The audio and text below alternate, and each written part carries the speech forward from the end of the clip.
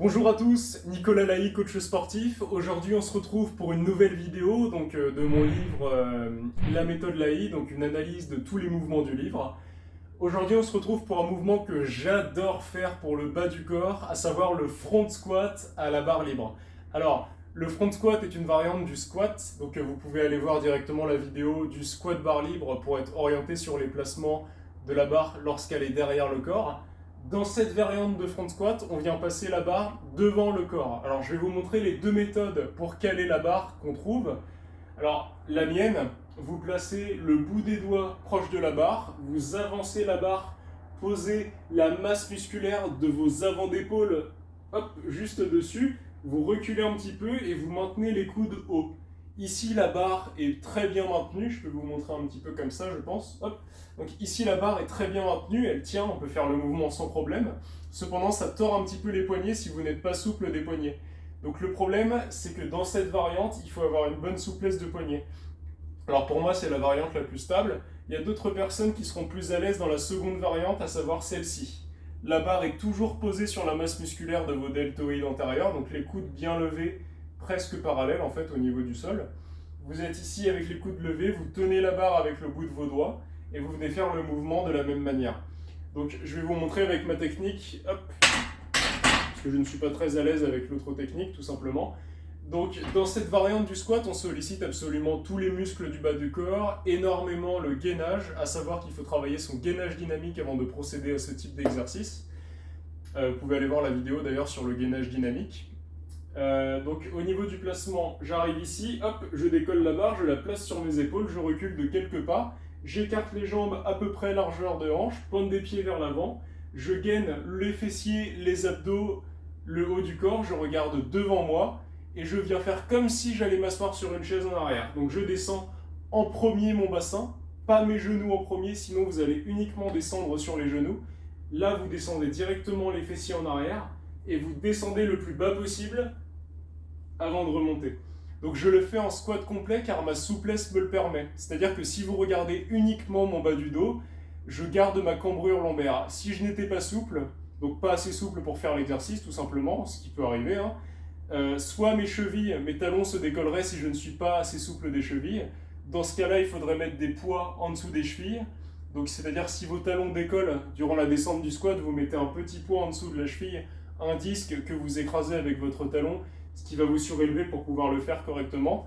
Dans l'autre cas, c'est tout simplement que vous n'avez pas une souplesse de hanche suffisante pour aller venir faire votre squat complet. Dans ce cas-là, vous faites un squat basique à 90 degrés et puis vous revenez, tout simplement.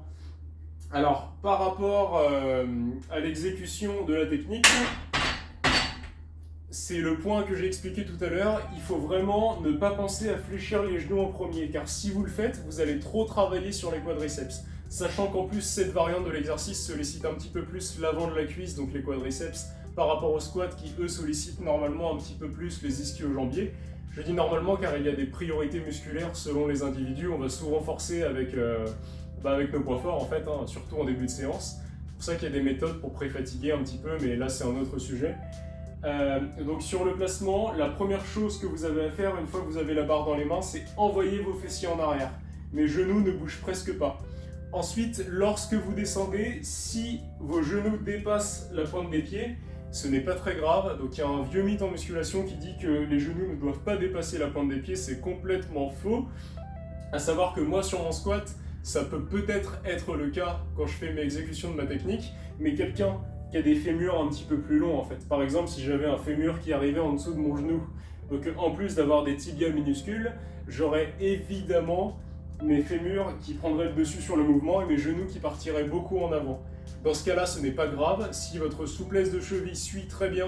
Sinon, comme je vous l'ai dit précédemment, vous mettez un petit poids en dessous pour faire le squat avec le talon un petit peu surélevé.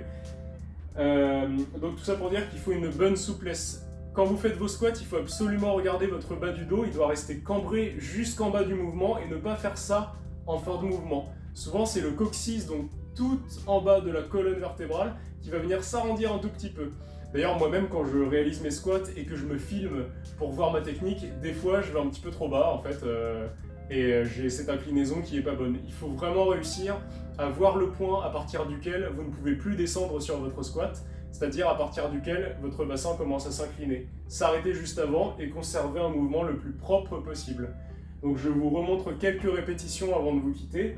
Vous inspirez lorsque vous descendez et vous soufflez quand vous remontez. Allez, on va voir ça. Hop, donc je la prends, je lève mes coudes, je suis stable, j'ai écarté mes hanches, j'inspire, je descends, mon bas du dos est droit, et je remonte.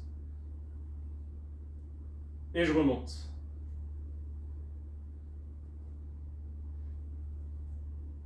Alors là, vous m'avez vu avec le bas du dos droit. Fixez maintenant le bas du dos.